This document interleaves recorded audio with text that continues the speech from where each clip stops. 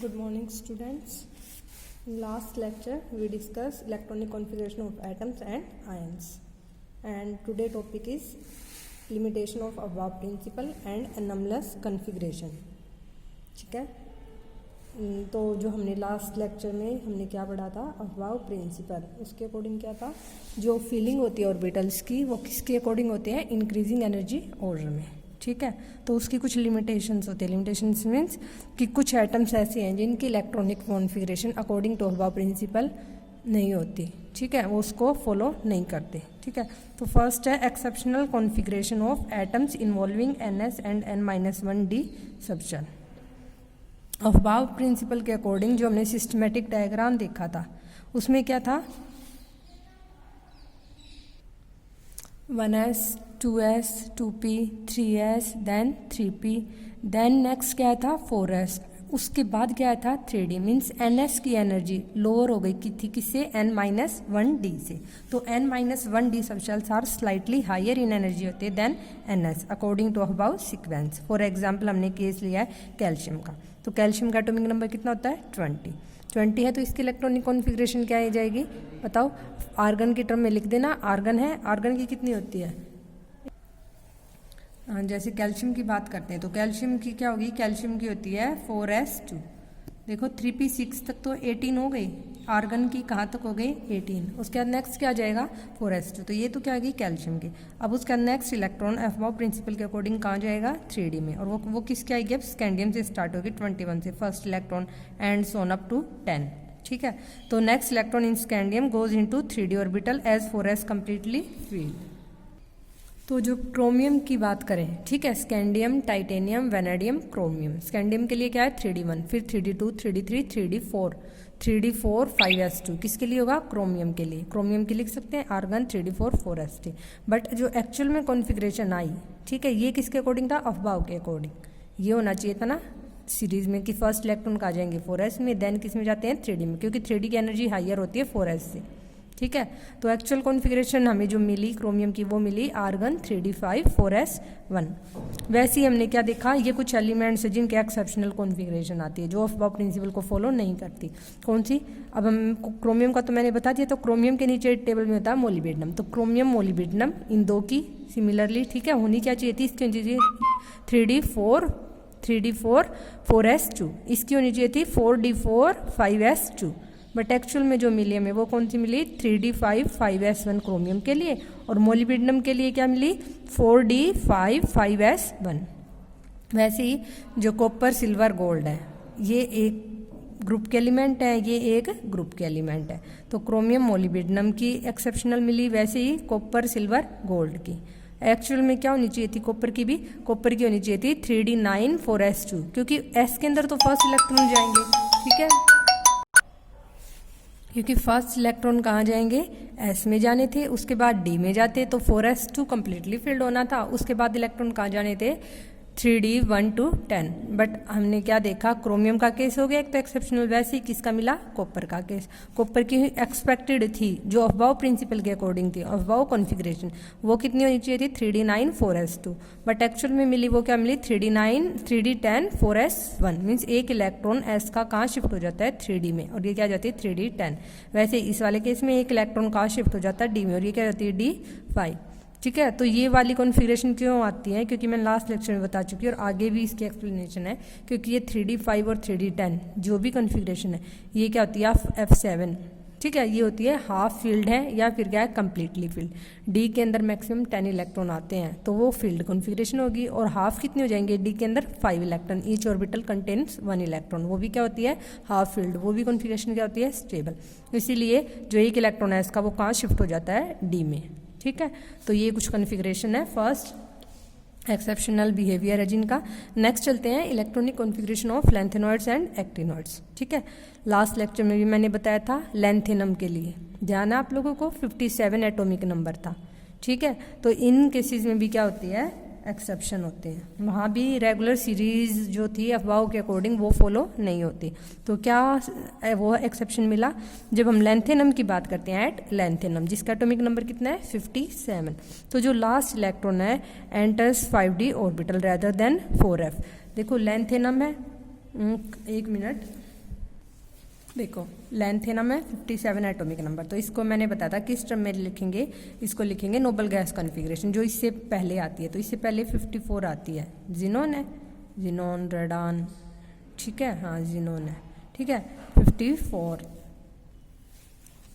Xenon, ठीक है। Xenon के लिए होता है, क्या होता है भाई, जैसे तो देखो ये रहा, तो जो नोबल गैसेस हमने लास्ट टाइम भी देखी थी, helium, neon, argon, krypton, xenon, radon. Atomic number होता है 2, 10, 18, 36, 54, 86। सो 57 से पहले कौन सा 54, तो जिनोन की टर्म में लिखेंगे। और जिनोन की इलेक्ट्रॉनिक कॉन्फ़िगरेशन होती है 5s2 5p6, ठीक है। और 5p के बाद नेक्स्ट जो ऑर्बिटल आएगा सिस्टमेटिक डायग्राम से देखना, वो आता है 6s, फिर आता है 4f, देन 5d। तो 54 के बाद नेक्स्ट जो इलेक्ट्रॉन जाना चाहिए वो 6s में, फिर 4f में, फिर किस में जाना चाहिए 5d में। तो 54, 55, 56, तो 57 हमारा किस में जाना चाहिए था, f में। किसके अकॉर्डिंग, अफबाव के अकॉर्डिंग। बट जो एक्चुअल में हमें कॉन्फ़िगरेशन मिली वो क्या मिली, xenon 54, 6s2, 4f0 but 5f1। और लास्ट इलेक्ट्रॉन अब कहाँ गया, डी में। तो ये जो लेंथेनम होता है वो हमारा क्या होता है, डी ब्लॉक एलिमेंट, ठीक है। तो ये किसको फॉलो नहीं करा, अफबाव प्रिंसिपल को। अब नेक्स्ट चलते हैं सीरियम को। फिर सीरियम होता है 58, लेंथेनम 57, उसका नेक्स्ट एलिमेंट होता है सीरियम 58। तो इसकी इलेक्ट्रॉनिक कॉन्फ़िगरेशन एक्सपेक्टेड तो क्या थी, 6s2, ठीक है, जैसे जिनोन 54, 6s2 और 4f2। एक्सपेक्टेड तो यही थी, f1 फिर f2, ठीक है। तो इसकी तो हमें यही मिली सेम। इसमें क्या होता है, जो एक इलेक्ट्रॉन डी में चला गया था लास्ट वाला, वो इलेक्ट्रॉन कहाँ जाता है वापस से f में, और जो एक एक्स्ट्रा है ना 58th इलेक्ट्रॉन, वो भी कहाँ जाता है f में, ठीक है। तो ऐसे रेगुलर सीरीज चलेगी। फिर जाते हैं हम गैडोलियम पे। गैडोलियम की इलेक्ट्रॉनिक कॉन्फ़िगरेशन होनी क्या चाहिए थी, जिनोन 6s2, ठीक है, 4f कितना आएगा 4f6। एक्सपेक्टेड ये थी किसके अकॉर्डिंग, ये थी अफबाव प्रिंसिपल के according. Lanthanum, cerium, praseodymium, neodymium, promethium, samarium, europium, gadolinium, ठीक है। इसके लिए क्या हो जाएगी 4f3, 4f4, 4f5, ठीक है, इस टाइप से अब चलना।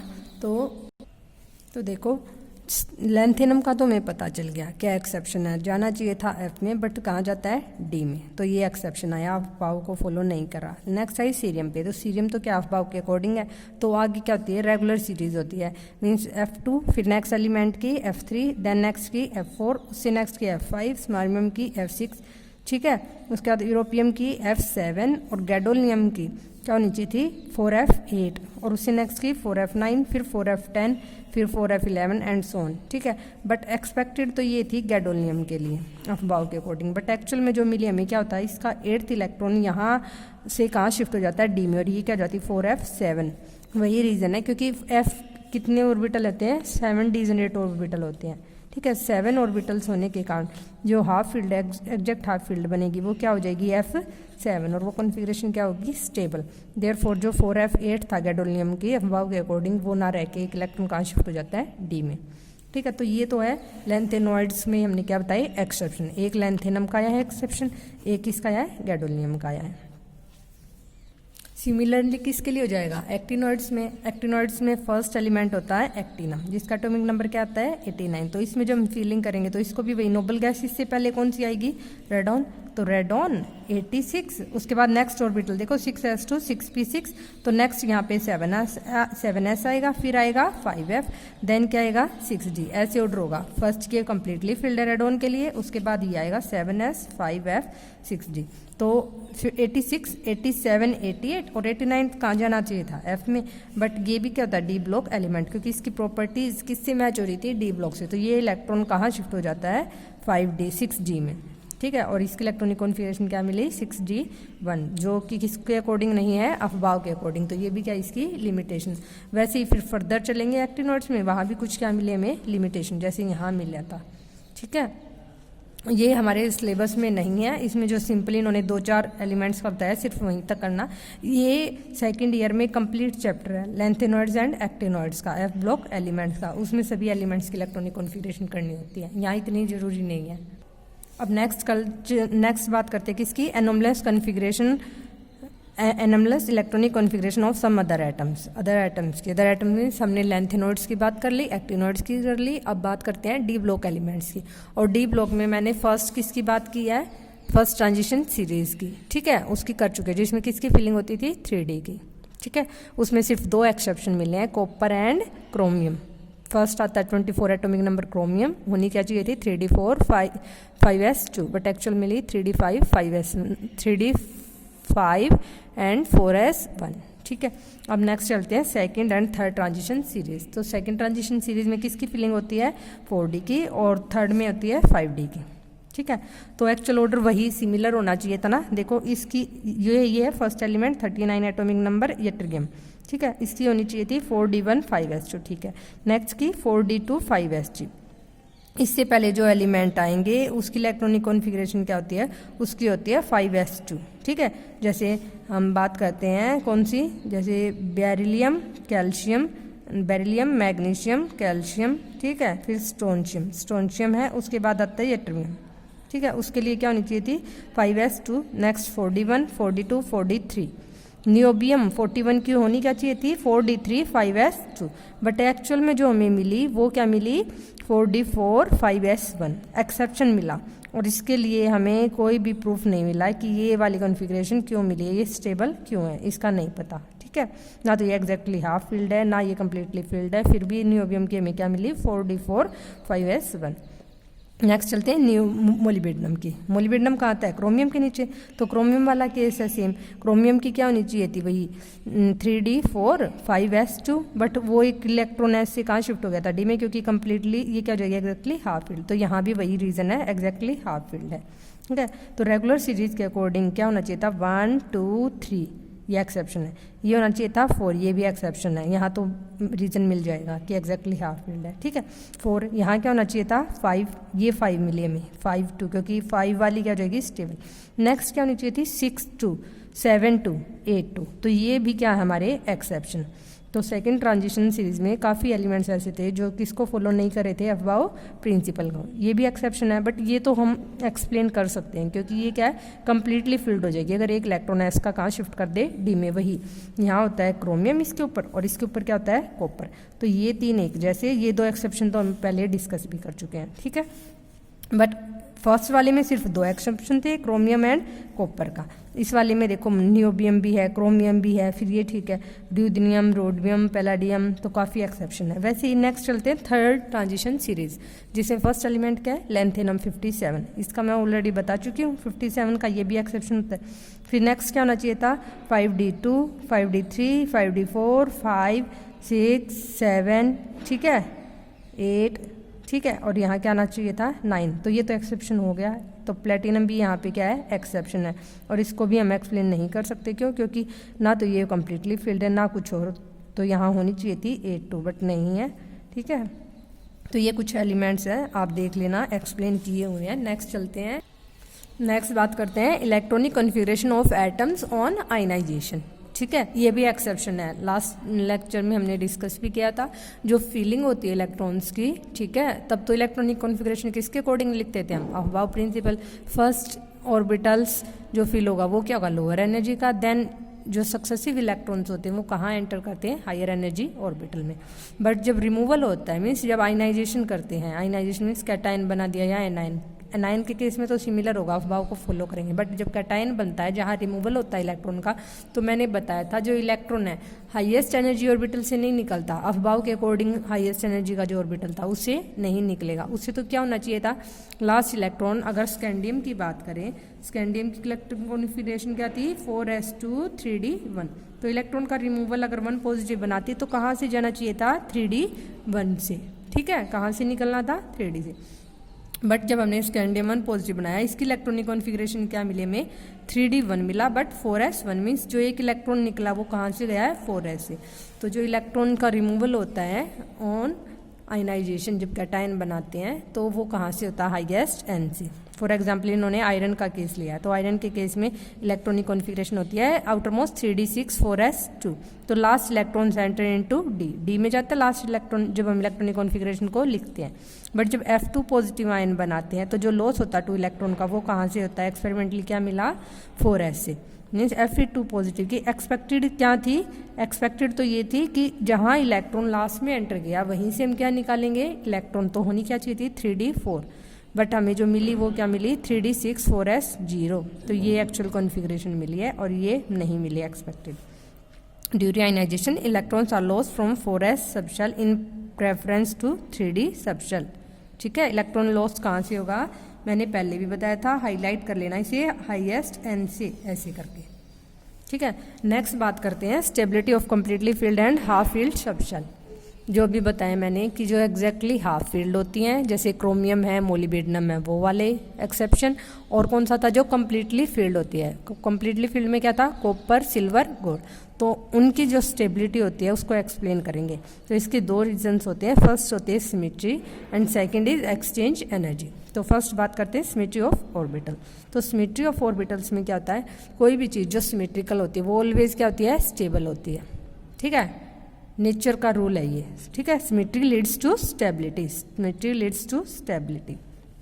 ठीक है, if the removal of addition of electron result in symmetrical distribution of electron in orbital, तो वो कॉन्फ़िगरेशन क्या होगी, मोस्ट स्टेबल। ठीक है, अगर कोई भी एटम है जिसमें हम इलेक्ट्रॉन ऐड कर दें या वहाँ से रिमूव कर दें और उससे हमें क्या मिल रहा है, एडिशन या रिमूवल से क्या मिल रही है, सिमेट्रिकल इलेक्ट्रॉनिक कॉन्फ़िगरेशन, तो वो वाली कॉन्फ़िगरेशन क्या होगी, मोस्ट स्टेबल। तो देखो आर्गन, ये हम बात करते हैं किसकी, 3d4 4s2, क्रोमियम की बात करें, क्रोमियम 24 एटॉमिक नंबर। तो इसकी इलेक्ट्रॉनिक कॉन्फ़िगरेशन एक्सपेक्टेड थी argon 3d4 4s2, but actual configuration जो मिली वो क्या मिली, 3d5 4s1। एक तो थी 3d4 4s2 और एक्चुअल मिली 3d5 4s1। तो देखो इसमें क्या है, ये क्या सिमेट्रिकल अरेंजमेंट है, 5 ऑर्बिटल है, पांचों के अंदर एक एक इलेक्ट्रॉन है और s के अंदर भी क्या है, एक। तो ये क्या है, सिमेट्रिकल। ये क्या सिमेट्रिकल नहीं है, 4 के अंदर तो इलेक्ट्रॉन है और एक क्या है, वैकेंट। तो ये सिमेट्रिकल है, तो ये वाली क्या आ जाएगी, स्टेबल। समझ आया। नेक्स्ट चलते हैं। अब सेकंड किसकी बात करते हैं, एक्सचेंज एनर्जी की। तो एक्सचेंज एनर्जी क्या होती है कि जो स्टेबिलिटी होती है हाफ फील्ड की and completely filled configuration due to larger exchange energy of stabilization. जो एक्सचेंज एनर्जी होती है वो क्या होती है, एक्सचेंज एनर्जी ऑफ स्टेबलाइजेशन। जितनी ज़्यादा एक्सचेंज एनर्जी होगी उतना ज़्यादा क्या आएगा, स्टेबलाइजेशन। और एक्सचेंज का मतलब क्या कि हम इलेक्ट्रॉन को शिफ्ट करते हैं एक ऑर्बिटल से दूसरे में। फॉर एग्जाम्पल एक तो D4 कॉन्फ़िगरेशन है और एक क्या थी हमारी D5। तो हमें पता है D5 स्टेबल थी। ठीक है, तो उसके दो रीज़न है, एक तो सिमेट्रिकल और दूसरी इसकी एक्सचेंज एनर्जी भी ज़्यादा होगी। और एक्सचेंज एनर्जी को कैसे बताएंगे हम इलेक्ट्रॉन्स को एक्सचेंज करेंगे डिफरेंट ऑर्बिटल्स में। मीन शिफ्टिंग ऑफ इलेक्ट्रॉन होता है from one orbital to another of same subshell.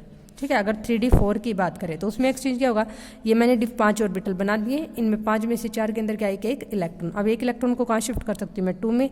इन दो को आपस में एक्सचेंज कर सकती हूँ, इसको थर्ड के साथ भी एक्सचेंज कर सकती हूँ, इसको फोर्थ के साथ भी एक्सचेंज कर सकती हूँ। तो एक एक्सचेंज, 2 एक्सचेंज और 3 एक्सचेंज। कितनी आई, 3 एक्सचेंज है।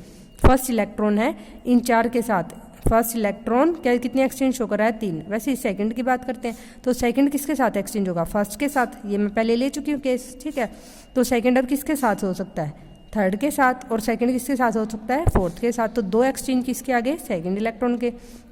अब ये 2 बच गए, अब इनका एक्सचेंज करना। तो थर्ड वाला किसके साथ एक्सचेंज होगा, फर्स्ट के साथ भी, वो हम यहाँ डिस्कस कर चुके। फर्स्ट किसके साथ हो सकता है, सेकंड के साथ भी, ये भी हो गया। थर्ड वाला इसके साथ। ठीक है, अब किसके साथ एक्सचेंज होगा, थर्ड वाला फोर्थ के साथ। तो टोटल एक्सचेंज कितने हुए, 3 + 2 + 1, तो 6 हैं। कितने एक्सचेंज आए, नंबर ऑफ वेज 6 वेज है। किसके लिए, 3d4 के लिए। नेक्स्ट बात करते हैं किसकी, 3d5 इलेक्ट्रॉनिक कॉन्फ़िगरेशन। 3d5 मेरे लिए बना दो भाई, 5 ऑर्बिटल्स हैं और पांचों के अंदर क्या 1 अनपेयर्ड इलेक्ट्रॉन। अब नंबर ऑफ एक्सचेंज चेक करो, फर्स्ट सेकंड के साथ भी एक्सचेंज होगा, थर्ड के साथ भी, फोर्थ के साथ भी और फिफ्थ के साथ भी। तो कितने एक्सचेंज आए, 4 एक्सचेंज। अब करते हैं सेकंड कितने एक्सचेंज शो करेगा, सेकंड फर्स्ट के साथ यहाँ कंसिडर हो गया। नेक्स्ट कहाँ करेगा, देखो यहाँ किया, सेकंड का थर्ड के साथ, सेकंड का फोर्थ के साथ, सेकंड का फिफ्थ के साथ, देख लो। ठीक है, उसका नेक्स्ट बात करते हैं थर्ड की। थर्ड किसके साथ करेगा, पहले वालों के साथ। तो मैं यहाँ इन 2 केसेस में ले चुकी हूँ। थर्ड का फर्स्ट के साथ हो गया ना, और थर्ड का सेकंड के साथ भी हो गया। देखो ये थर्ड था और इसका मैंने सेकंड के साथ भी ले दिया। अब थर्ड का होगा फोर्थ और फिफ्थ के साथ। अब फोर्थ का किसके साथ होगा, फिफ्थ के साथ। तो कितने एक्सचेंज आए, नंबर ऑफ एक्सचेंज 4 + 3 7 + 2 8 नहीं 3 + 4 7 और 2 9 और 1 10। तो टोटल एक्सचेंज कितने मिले, 10 मिले। ठीक है, अब अगर हम क्या कंसीडर कर लें कि एक्सचेंज एनर्जी ऑफ स्टेबलाइजेशन किसके इक्वल है, ई के इक्वल। ई हमने क्या कंसीडर कर लिया, क्या एज्यूम किया है कि ई किसको रिप्रेजेंट कर रहा है, एक्सचेंज एनर्जी ऑफ स्टेबलाइजेशन। तो हम एक्सचेंज एनर्जी ऑफ स्टेबलाइजेशन और 4d4 निकालेंगे, वो कितनी हो जाएगी, 6 एक्सचेंज थे तो 6e, और इसके अंदर 10 एक्सचेंज थे तो क्या हो गई, 10e हो गई। एक आई 6e और d5 के लिए कितनी मिली, 10e। ठीक है, मीन्स जब हमने इलेक्ट्रॉन्स को शिफ्ट कर दिया 4s से 3d में और क्या बन गई 3d 5, तो वहाँ पे एक्सचेंज एनर्जी इंक्रीज कर गई 6e से कहाँ हो गई 10e, means 4e exchange energy extra मिली है। किसमें, जब इलेक्ट्रॉनिक कॉन्फ़िगरेशन को हमने चेंज किया 3d 4 से 3d 5, यहाँ पे एक्सचेंज एनर्जी 6e थी, यहाँ कितनी मिली 10e, तो कितनी एक्स्ट्रा मिली 4e। बट जब इलेक्ट्रॉन को शिफ्ट करते हैं हम कहाँ से, S से D में, वहाँ पे हमें क्या होती है एक्स्ट्रा एनर्जी की भी रिक्वायरमेंट होती है, क्योंकि यहाँ था 4s2 3d4 और यहाँ पे क्या 4s1, तो एक इलेक्ट्रॉन यहाँ से यहाँ शिफ्ट किया तो इसके लिए भी एनर्जी की रिक्वायरमेंट होती है। बट हमने क्या देखा कि जो ये एक्सचेंज एनर्जी एक्स्ट्रा रिलीज हुई है ये ज़्यादा होती है किससे, जो एनर्जी रिक्वायर्ड होती है इस इलेक्ट्रॉन को यहाँ शिफ्ट करने के लिए। तो ये वाला केस क्या हो जाएगा, मोस्ट स्टेबल। देखो यहाँ लिखा हुआ होगा when electron is uncoupled and transferred from 4s to 3d orbital energy is required, but it has been observed that energy required to uncouple and transfer an electron from 4s to 3d is less than energy released and stability gain due to exchange energy. ठीक है, similarly it can be seen that exchange energy for D9 configuration, D9 configuration के लिए आई 16e और D10 के लिए मिली 20e, तो 4e exchange energy किसके लिए एक्स्ट्रा होती है, किसमें D5 में एग्जैक्टली हाफ फील्ड में एंड D10 में कम्प्लीटली फील्ड में, इसीलिए वो कॉन्फ़िगरेशन क्या होती है, स्टेबल होती है। ठीक है, आया समझ। अब सिर्फ आपका एक टॉपिक रहता है effective nuclear charge and Slater, ये भी मोस्ट इंपॉर्टेंट है। ठीक है, इसको हम नेक्स्ट लेक्चर में डिस्कस करेंगे। Okay, thank you.